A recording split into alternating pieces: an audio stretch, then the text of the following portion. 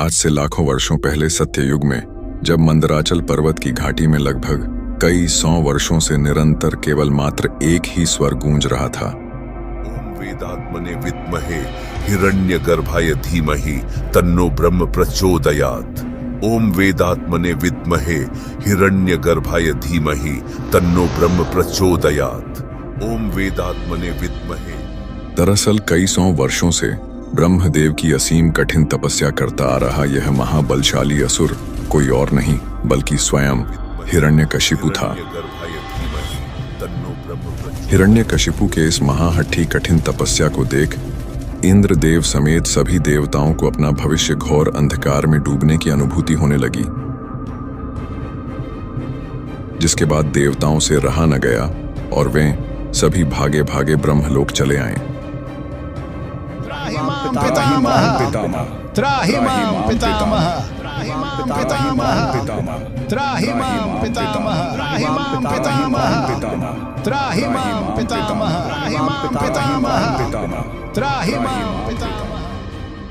ब्रह्मलोक आते ही इंद्रदेव समेत सभी देवताओं ने ब्रह्मदेव को अपना अभिवादन देते हुए ब्रह्मदेव के सम्मुख अपनी चिंता व्यक्त करने लगे। पितामह, इसके पूर्व कि अत्यंत विलंब हो जाए, आपसे विनम्र प्रार्थना है कि कृपया उस पहले से ही महाबलशाली हिरण्यकशिपु को कोई भी साधारण सा वरदान देकर संतुष्ट कर दें। देवराज, कदाचित आप भूल रहे हैं कि हिरण्यकशिपु कई 100 वर्षों से अत्यंत कठोर तपस्या में लीन है। यह स्वयं मां प्रकृति का ही अटूट नियम है कि जैसी तपस्या वैसा ही फल। स्वयं ब्रह्मदेव के मुख से कठोर वचन सुनकर इंद्रदेव सहित समस्त देवगण व्याकुल हो उठे और सभी स्वर्ग लोक को प्रस्थान कर गए। और यहाँ पृथ्वी के मंदराचल पर्वत की घाटी में हिरण्यकशिपु ने बिना अपनी परवाह किए अत्यंत घोर तपस्या में लीन रहा। समय यूं ही बीतता चला गया और फिर एक दिन वो समय आ ही गया जब ब्रह्मदेव हिरण्यकशिपु के अति कठोर तपस्या से प्रसन्न होकर उसके सम्मुख प्रकट हुए और उससे अपना इच्छुक वरदान मांगने को कहने लगे। उठो वत्स, अपनी आंखें खोलो। हम तुम्हारे इस अति कठिन तपस्या से अति प्रसन्न हैं। ब्रह्मदेव, आपको सत सत प्रणाम। वत्स हिरण्यकशिपु, तुम जिस प्रकार की भी इच्छुक वरदान की कामना रखते हो, हमसे मांग सकते हो। ब्रह्मदेव के मुख से यह वाणी सुन हिरण्यकशिपु ने ब्रह्मदेव से सीधे अमर हो जाने का वर मांग लिया, जिसके प्रत्युत्तर में ब्रह्मदेव ने इसे प्रकृति के नियम के विरुद्ध बताते हुए किसी और प्रकार का अति कठिन व अति शक्तिशाली वरदान मांगने की सलाह दी। इतना सुनते ही हिरण्यकशिपु ने ब्रह्मदेव पे कटाक्ष करना शुरू कर दिया। अमर होने का अधिकार प्रकृति ने तो केवल देवताओं को ही दिया है, क्यों ब्रह्मदेव? हम असुरों को तो कभी भी और कहीं भी मृत्यु का ग्रास बनाया जा सकता है। हमें पता था कि आप हमें अमरता का वरदान कभी भी नहीं देने वाले, इसलिए हमने पहले से ही इसका विकल्प सोच रखा था, जिसे देने के लिए आप प्रतिबद्ध हैं। इतना कहकर हिरण्यकशिपु ने ब्रह्मदेव से ऐसा वरदान मांग लिया जिसे सुन स्वयं ब्रह्मदेव भी आश्चर्यचकित हो उठे। देवताओं ने तो जैसे अपना इंद्रासन अभी से ही खो दिया हो। दरअसल इस वरदान के दौरान हिरण्यकशिपु को न तो कोई देवता, यक्ष, राक्षस, मानव या पशु मार सकता। इसके अलावा वह न तो दिन में मरता और न ही रात में। उसे न किसी अस्त्र से मारा जा सकता और न ही किसी शस्त्र से। वह न धरती पर मरता और न ही आकाश में, और उसकी मृत्यु न तो घर के भीतर हो पाती और न ही घर के बाहर। तथास्तु। ब्रह्मदेव द्वारा वरदान प्राप्ति के पश्चात हिरण्यकशिपु अपने जीवन को लेकर पूरी तरह से सुनिश्चित हो चुका था। अब उसे अपने मृत्यु का भय न था। वह स्वयं को अजय अमर ही समझ बैठा था।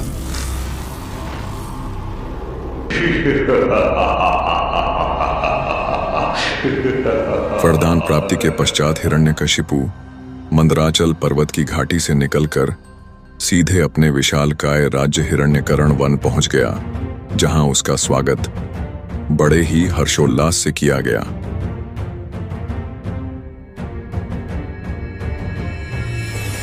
अपने सिंहासन में बैठने के पश्चात उसने अपने आसुरी सैनिकों को सबसे पहले तो अपने राज्य व राज्य के आसपास के क्षेत्रों में हो रहे विष्णु भगवान के पूजा पाठ को तत्काल ही प्रतिबंध करवाने का आदेश दे दिया।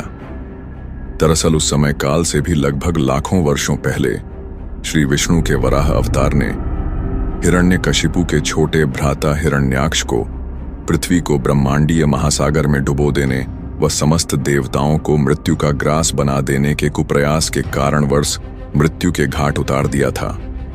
और इसी कारणवश हिरण्यकशिपु श्री विष्णु का परम शत्रु बन चुका था। और यदि कोई इसका विरोध करे तो उसे निसंकोच वहीं मृत्यु के घाट उतार देना। हिरण्यकशिपु का आदेश पाते ही उसके आसुरी सैनिक राज्य व राज्य के बाहरी क्षेत्रों में अलग अलग दिशाओं में फैलकर संपूर्ण विष्णु भक्तों को विष्णु पूजा व भक्ति न करने की चेतावनी देने लगे, और जो इसका विरोध करने का साहस करते उन्हें हिरण्यकशिपु के आसुरी सैनिक मात्र एक झटके में मृत्यु के घाट उतार दिया करते। हिरण्यकशिपु के इस उद्दंडता से राज्य के समस्त विष्णु भक्त आतंकित हो चुके थे और कई तो मृत्यु के ग्रास भी बन चुके थे।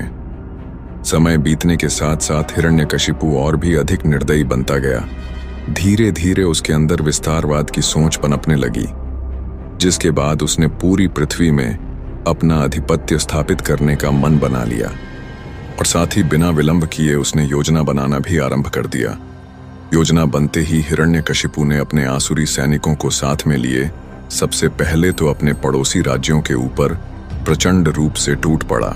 हिरण्यकशिपु जैसे महाबलशाली असुर को देख आसपास के समस्त राजाओं ने आपस में गठबंधन कर लिया। समस्त राजा मिलकर युद्ध के मैदान में हिरण्यकशिपु के विरुद्ध युद्ध लड़ने तो चले आए, परंतु वे ज्यादा समय तक युद्ध को संभाल न सकें। हिरण्यकशिपु उन सभी राजाओं पे अकेले ही भारी पड़ने लगा। हिरण्यकशिपु और उसके कुछ आसुरी योद्धाओं ने कुछ ही क्षण भर के भीतर समस्त राजाओं समेत उनके समस्त सैनिकों को मृत्यु के घाट उतार दिया और फिर उनके राज्य पर अपना आधिपत्य जमा लिया।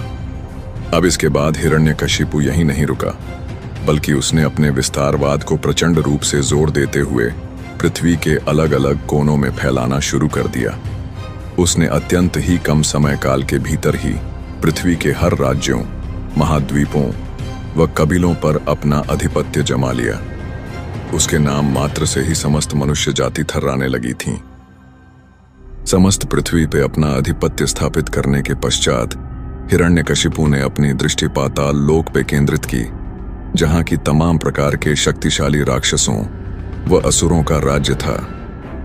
हिरण्यकशिपु ने पाताल लोक के समस्त असुरों के ऊपर आधिपत्य स्थापित करने से ठीक पहले एक असुर होने के नाते उनके पास अपने दूतों को भेजकर स्वयं को उन पाताल लोकी असुरों का राजा मनवाने पर दबाव बनाने लगा, जिसे अधिकतर पाताल लोकी असुरों ने हिरण्यकशिपु के प्रबल क्षमता व शक्ति को ध्यान में रखते हुए सहज ही स्वीकार कर लिया, और जिन असुरों ने उसके प्रस्ताव को ठुकराया उन्हें हिरण्यकशिपु ने स्वयं धूल चटाकर अपने अधीन कर लिया।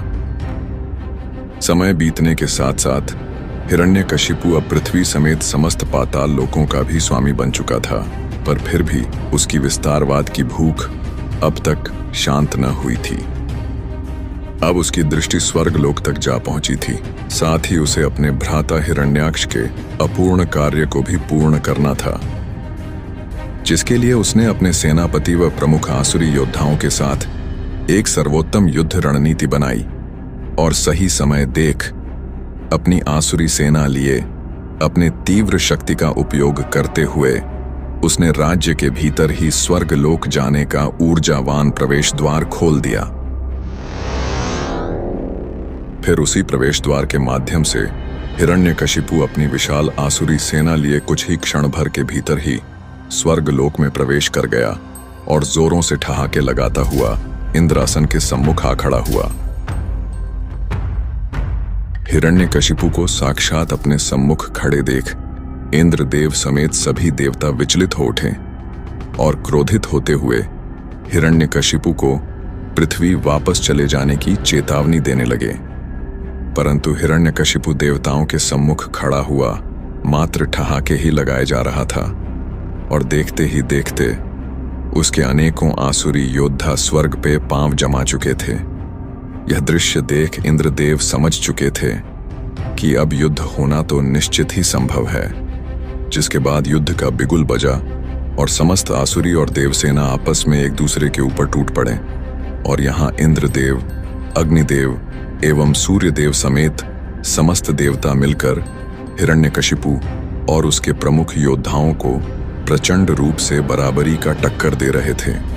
देवता अपने विस्फोटक शक्तियों का उपयोग हिरण्यकशिपु समेत उसके समस्त प्रमुख आसुरी योद्धाओं पर खुलकर करने लगे, जिसमें कि हिरण्यकशिपु के समस्त प्रमुख योद्धा एक के बाद एक ढेर होते चले गए और यहाँ उसकी आसुरी सेना भी देवसेना के सम्मुख शक्तिहीन होती हुई दिख रही थी। यह मरण संहार का दृश्य देख हिरण्यकशिपु के क्रोध का ठिकाना न रहा, जिसके बाद हिरण्यकशिपु ने अपने शारीरिक बल के साथ साथ अपने प्रचंड शक्तियों का भी सदुपयोग कर अकेले ही समस्त देवताओं के ऊपर टूट पड़ा। उसने अकेले ही अपने लगातार प्रचंड शक्ति प्रहार से इंद्रदेव समेत सभी देवताओं को मारते मारते लगभग अचेत ही कर दिया।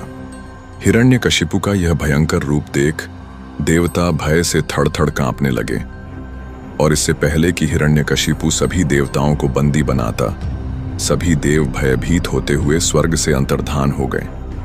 इंद्रदेव समेत समस्त देवताओं को युद्ध हारकर स्वर्ग से अंतर्धान होता देख देवसेना भी छिन्न भिन्न होने लगी, जिसमें कई देवसेना तो आसुरी सेना के हाथों वीर गति को प्राप्त हो गए और कई तो अपने प्राण बचाकर स्वर्ग से अंतर्धान हो गए। जिसके बाद हिरण्यकशिपु ने बड़े ही हर्षोल्लास के साथ स्वर्ग पे अपनी जीत का परचम लहराया और इंद्रासन पे विराजमान हो गया। स्वर्गलोक को जीतने के बाद हिरण्यकशिपु ने कभी भी मुड़कर पीछे नहीं देखा। वह लगातार पूरे ब्रह्मांड में एक के बाद एक लोक व राज्य जीतता ही गया, जिसमें यमलोक और नागलोक प्रमुख थे। और एक समय ऐसा भी आया जब वैकुंठ लोक, ब्रह्मलोक, देवी लोक एवं कैलाश को छोड़ हिरण्यकशिपु पूरे ब्रह्मांड यानी कि तीनों लोकों का स्वामी बन चुका था। इंद्रदेव समेत समस्त देव हिरण्यकशिपु के भय से पूरे ब्रह्मांड में छिप छिपाए त्रिदेवों के शरण में रहने लगे थे।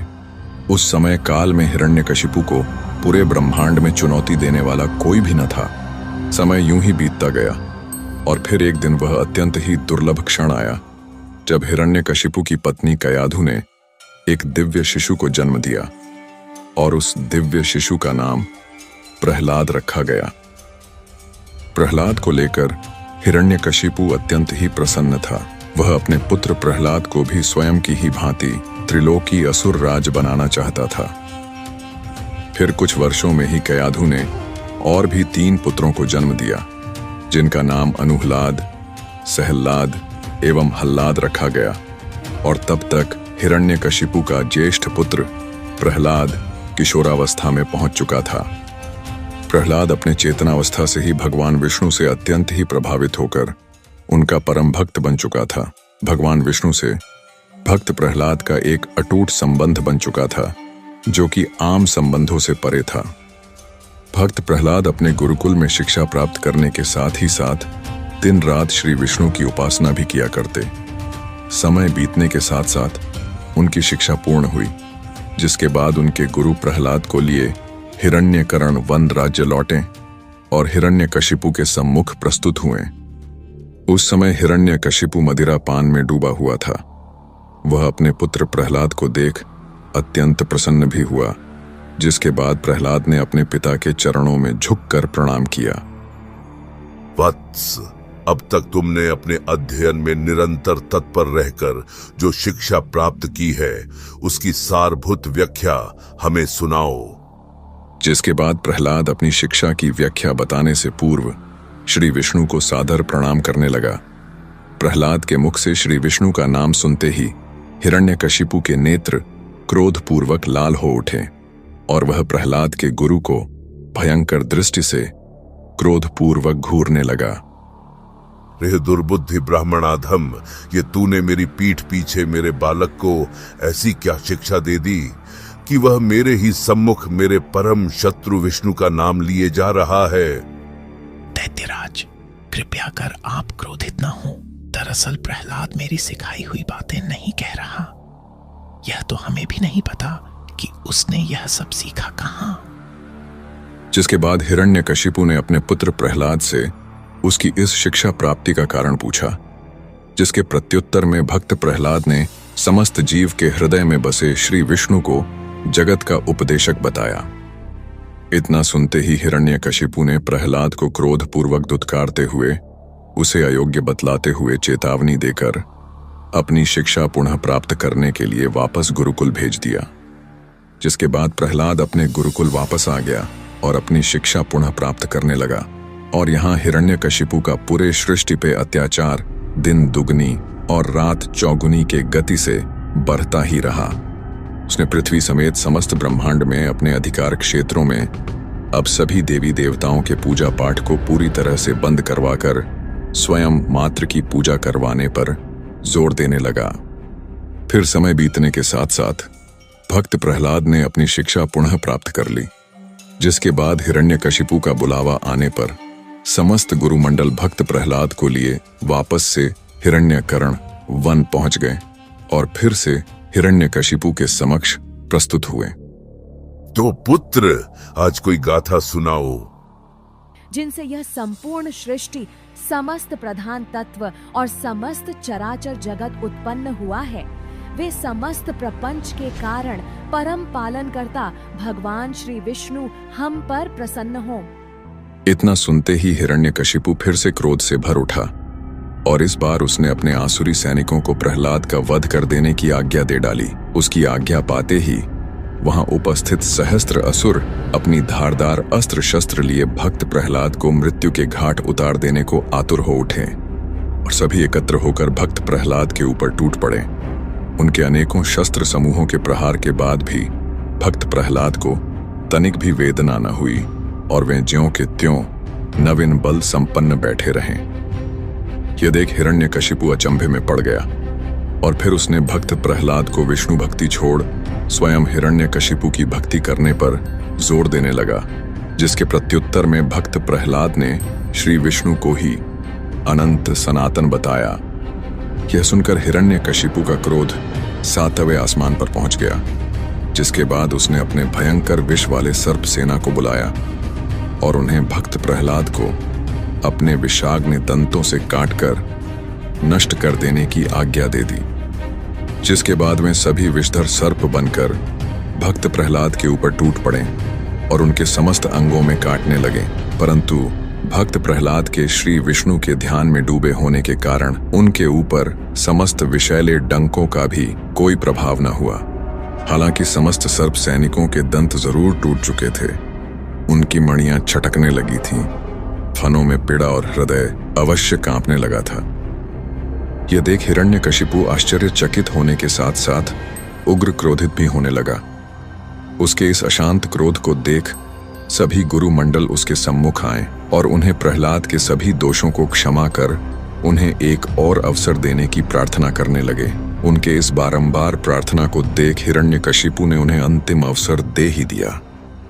जिसके बाद समस्त गुरुमंडल भक्त प्रहलाद को अपने संघ गुरुकुल ले आए और उन्हें बड़े ही अनुशासित होकर पढ़ाने लगे। परंतु पढ़ाई कर चुकने के पश्चात भक्त प्रहलाद समस्त दानव कुमारों को हर दिन विष्णु भक्ति का उपदेश दिया करते। और जब यह बात गुरुमंडल को पता चली तो उन्होंने किसी आसुरी सैनिक के माध्यम से यह समाचार असुर राज हिरण्यकशिपु तक पहुंचा दी। जिसके बाद हिरण्यकशिपु ने एक प्राणघातक षड्यंत्र रचते हुए गुरुकुल में प्रहलाद के लिए बुलावा भेज दिया। असल में हिरण्यकशिपु ने अपने रसोइयों को आदेश दिया कि वे प्रहलाद के भोजन में हलाहल विष मिला दें और फिर वही विषाक्त भोजन उसके सम्मुख परोसें। और जब भक्त प्रहलाद ने उस विषैले भोजन को श्री विष्णु का स्मरण करते हुए खाना शुरू किया, तब सभी रसोइयों ने भक्त प्रहलाद के ऊपर अपना ध्यान केंद्रित कर लिया। भोजन खाकर पचाने के पश्चात भी भक्त प्रहलाद स्वस्थ रहे। यह देख सभी रसोइयों को बड़ा आश्चर्य हुआ।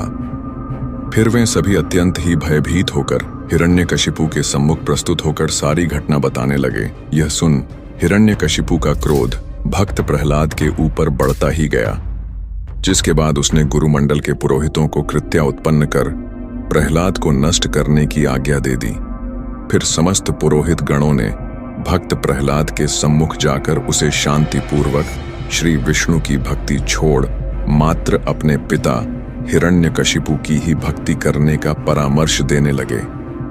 ये सुन भक्त प्रहलाद ने अपने पिता को पूजनीय माना, परंतु उन्हें भगवान मानना अस्वीकृत कर दिया। उन्होंने भगवान विष्णु को ही परम सनातन भगवान बताया। ये सुन समस्त पुरोहित गणों ने अंतिम चेतावनी देते हुए महाप्रचंड अग्निशिखा के समान प्रज्वलित शरीर वाली कृत्या उत्पन्न कर दी।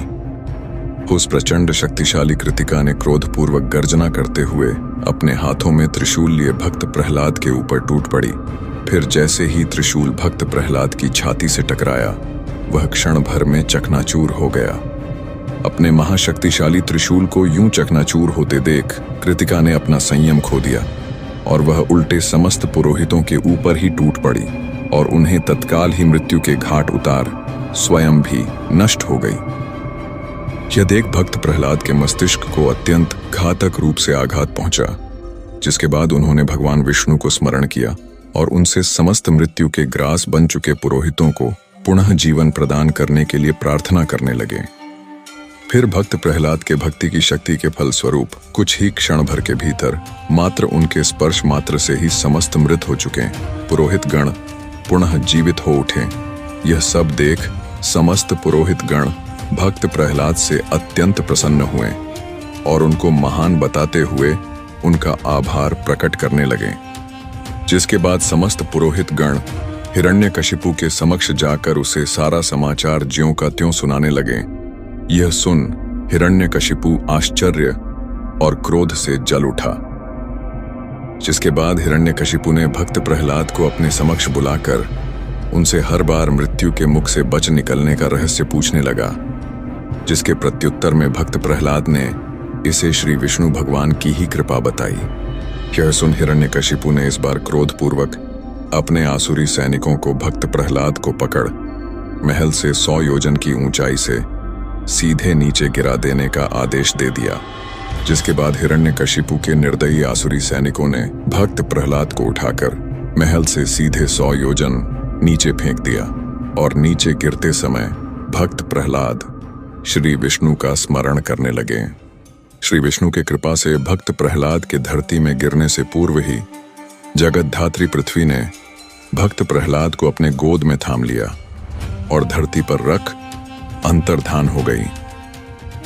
भक्त प्रहलाद को सकुशल देख आसुरी सैनिकों ने हिरण्यकशिपु को यह समाचार सुना दी। यह समाचार सुन हिरण्यकशिपु क्रोध से लाल होते हुए तनिक भी विलंब न करते हुए अपने आसुरी सैनिकों को भक्त प्रहलाद को नागपाश से बांधकर महासागर में डुबो देने का आदेश दे दिया। जिसके बाद उन आसुरी सैनिकों ने भक्त प्रहलाद को बंदी बनाकर नागपाश से बांधकर महासागर में डुबो दिया। परंतु भक्त प्रहलाद को नागपाश सहित महासागर में डुबो देने के पश्चात महासागर में जोरदार हलचल होने लगी। सभी ओर ऊंची ऊंची लहरें उठने लगीं। महासागर के इस भयंकर हलचल को देख हिरण्यकशिपु ने भक्त प्रहलाद को एक मायावी बालक बतलाते हुए आसुरी सेना को उसे ऊपर से बड़ी बड़ी चट्टान शिलाओं से ढक देने का आदेश दे दिया। जिसके बाद आसुरी सेना ने महासागर में डूबे भक्त प्रहलाद को चट्टानों से ढककर उसके ऊपर हजारों योजन का ढेर कर दिया। पर अभी भी भक्त प्रहलाद महासागर के अंदर चट्टानों के बीच अचेत होकर भी अंदर ही अंदर भगवान विष्णु का स्मरण किए जा रहे थे। अचेत अवस्था में भगवान विष्णु को स्मरण करते समय वे स्वयं को भूल ही गए। वे श्री विष्णु को स्वयं के भीतर अनुभूत करने लगे, जिससे कि तत्काल ही नागपाश नष्ट हो गई। समुद्र में जोरदार कंपन होने लगी, जिससे कि असुरों द्वारा लादे गए समस्त चट्टान शिला झटके से दूर फेंकते हुए भक्त प्रहलाद महासागर से बाहर निकले और धरती पर पांव रखते ही उन्हें पुनः अनुभूत हुआ कि वे प्रहलाद हैं। जिसके बाद वे धरती में बैठकर विलाप करते हुए श्री विष्णु की स्तुति करने लगे। उनके इस प्रकार तन्मयता पूर्वक स्तुति करने के कुछ क्षण पश्चात ही उनके सम्मुख स्वयं सृष्टि के पालनहार श्री विष्णु प्रकट हुए। साक्षात श्री विष्णु को अपने सम्मुख देख भक्त प्रहलाद गदगद हो उठे और उन्हें अभिवादन कर उनके चरणों में गिर पड़े। हे प्रहलाद, मैं तुम्हारी अनन्य भक्ति से अति प्रसन्न हूं। तुम्हें जिस वर की इच्छा हो मुझसे मांग लो। ये सुन भक्त प्रहलाद अपने हर योनि में मात्र विष्णु भक्त ही बने रहने का वर मांगते हैं, जिसे भगवान विष्णु स्वीकृति देते हुए अन्य वर भी मांगने को कहने लगते हैं। जिसके बाद भक्त प्रहलाद समस्त प्रकार के पाप कर चुके अपने पिता हिरण्यकशिपु को पाप मुक्त करने का वर मांग लेते हैं। जिसके बाद तथास्तु कहकर श्री विष्णु अंतर्धान हो जाते हैं। जिसके बाद भक्त प्रहलाद वापस से महल में प्रवेश कर सीधे अपनी माता कयाधु के कक्ष की ओर चल देते हैं, जहां उन्हें माता कयाधु अपने सीने से लगा लेती हैं और उसी क्षण वहां हिरण्यकशिपु भी आ धमकता है। भक्त प्रहलाद को सकुशल अपनी माता के संग देख हिरण्यकशिपु गुस्से से हाथ मलता रह जाता है और गहरे चिंतन में पड़ जाता है। फिर उसे अपनी छोटी बहन होलिका का ध्यान आता है, जिसके बाद वह होलिका के पास बुलावा भेजता है। फिर अगले ही दिन महल में होलिका का आगमन होता है, जिसके साथ हिरण्यकशिपु एक संपूर्ण भयंकर योजना बनाता है, जिसे पूरे नगर में एक आयोजन का नाम दे दिया जाता है। और इस आयोजन के अंतर्गत भक्त प्रहलाद को जलती हुई चिता में होलिका के संग बिना किसी क्षति के बैठने की घोषणा कर दी जाती है। असल में होलिका को ब्रह्मदेव से आग में न जलने का वर प्राप्त था और इसी का लाभ उठाकर हिरण्यकशिपु भक्त प्रहलाद को मृत्यु के घाट उतार देना चाहता था। फिर संध्या होते ही इस मिथ्या आयोजन की शुरुआत हो ही जाती है, जिसमें कि कयाधु के न चाहते हुए भी बलपूर्वक भक्त प्रहलाद को होलिका के गोद में चिता के ऊपर बैठाकर आग लगा दिया जाता है। आग लगते ही भक्त प्रहलाद श्री विष्णु को स्मरण करने लगते हैं और वहीं होलिका जोरों से ठहाके लगाने लगती है, जिसे देख हिरण्यकशिपु भी जोरों से ठहाके लगाने लगता है। फिर कुछ क्षण बीतने के पश्चात भक्त प्रहलाद को तो कुछ न हुआ, परंतु वहीं होलिका को गर्मी की अनुभूति अवश्य होने लगती है। क्षण बीतने के साथ साथ यह गर्मी जलन में परिवर्तित हो जाती है और होलिका उसी चिता में छटपटाते हुए भस्म हो जाती है, जिसे देख हिरण्यकशिपु मात्र गर्जना और विलाप के कुछ न कर पाया। और वहीं भक्त प्रहलाद फिर से सकुशल मृत्यु को मात देते हुए चिता से बाहर आ गए, जिसे देख सभी आश्चर्यचकित पर हिरण्यकशिपु क्रोध से लाल हुए जा रहा था। नगर समेत महल में शोक का वातावरण था। धीरे धीरे सूर्यास्त भी हुआ और फिर आसुरी सैनिकों ने भक्त प्रहलाद को बलपूर्वक राजसभा में हिरण्यकशिपु के सम्मुख प्रस्तुत किया।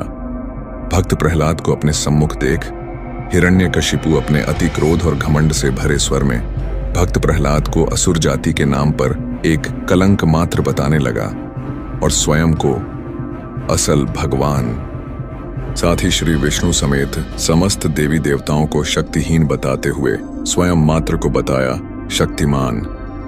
मैं स्वयं सूर्य, मैं स्वयं चंद्र, मैं स्वयं वायु, मैं ही स्वयं काल, पूरे सृष्टि में मुझ सा न कोई भगवान। इतना कहते हुए हिरण्यकशिपु ने स्वयं मात्र को ही भगवान मनवाने के लिए भक्त प्रहलाद पे जोर देने लगा, जिसे कि भक्त प्रहलाद ने गलत बताते हुए मात्र भगवान विष्णु को ही सत्य बताया।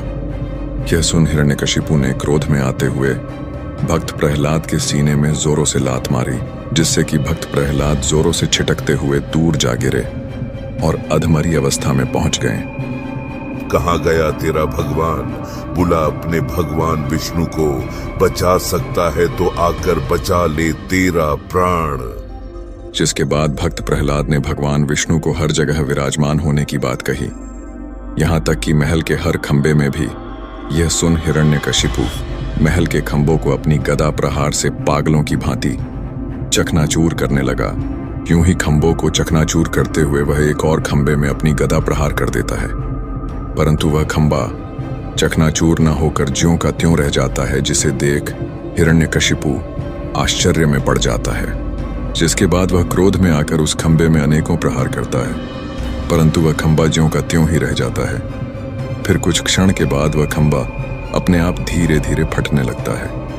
फिर वह खंबा अचानक अति तीव्र गति से फट पड़ता है, जिसके धमाके से हिरण्यकशिपु अति दूर जा गिरता है। फिर धुंधले हो चुके राज्यसभा में एक भयावह गर्जना गूंज उठती है और धुंध को चीरते हुए गर्जना करते हुए अद्भुत श्री विष्णु अवतार नरसिंह हिरण्यकशिपु के समक्ष आ खड़े होते हैं, जिन्हें देख हिरण्यकशिपु आश्चर्य में पड़ जाता है। तो वहीं भक्त प्रहलाद हाथ जोड़े भक्तिमय हो जाता है। यह देख हिरण्यकशिपु समझ जाता है कि हो न हो यह स्वयं विष्णु है। जिसके बाद अपने समक्ष महाउग्र नरसिंह को देख हिरण्यकशिपु स्वयं भी महाक्रोधित होते हुए अपनी गदा लिए भगवान नरसिंह पे टूट पड़ता है और नरसिंह पे अपनी गदा लिए अंधाधुंध प्रहार करने लगता है। पर उसके गदा का नरसिंह पे कोई भी असर न होता है। जिसके बाद नरसिंह अपने पंजे के एक ही वार से हिरण्यकशिपु के गदा को चकनाचूर कर देते हैं। यह देख हिरण्यकशिपु तिलमिलाते हुए एक धारदार शक्तिशाली तलवार प्रकट कर नरसिंह पे फिर से प्रहार करने लगता है। पर इस तलवार का भी नरसिंह पे कोई असर ना होता है, जिसे कि नरसिंह पुनः अपने प्रहार से नष्ट कर देते हैं। यूं ही अपने अनेकों अस्त्र शस्त्र को नष्ट होता देख हिरण्यकशिपु अब मल्ल युद्ध करने को उतारू हो जाता है। जिसके बाद वह अपने मुक्के को ताने सीधे नरसिंह पर टूट पड़ता है, परंतु नरसिंह उसके मुक्के को पकड़ धरती पर पटक देते हैं और उसे मल्ल युद्ध के दौरान वहीं धूल चटाने लगते हैं। यह शक्तिशाली दृश्य देख समस्त असुर आश्चर्यचकित होते हुए डर से थर्राने लगते हैं। ये पहली बार था जब हिरण्यकशिपु के समक्ष कोई उससे भी अधिक शक्तिशाली उससे युद्ध करता हुआ उसे लगातार धूल चटाए जा रहा था। स्वयं को यूं लगातार मार खाता हुआ देख वह समझ चुका था कि अब भागने में ही उसकी भलाई है। जिसके बाद वह नरसिंह से दूरी बनाता हुआ इधर उधर भागने लगा, परंतु नरसिंह भगवान ने उसका पीछा करते हुए उसे अपने पंजों में दबोच लिया और उसे पूरे राजमहल में घसीटते हुए मुख्य द्वार के चौखट तक ले गए और उसे हवा में उछालते हुए अपने गोद में लेटा दिया। विष्णु, मुझे कोई भी नहीं मार सकता, चाहे कितना भी प्रयत्न कर लो तुम। तू ना अभी घर के अंदर है ना ही बाहर, तू ना धरती पर है ना ही आकाश में, ना अभी दिन है और ना ही रात्रि। मैं न तुझे अस्त्र से मारूंगा और ना ही शस्त्र से, और मैं ना तो देवता हूँ, ना यक्ष, ना राक्षस, ना मनुष्य और ना ही पशु। मैं हूँ नरसिंह।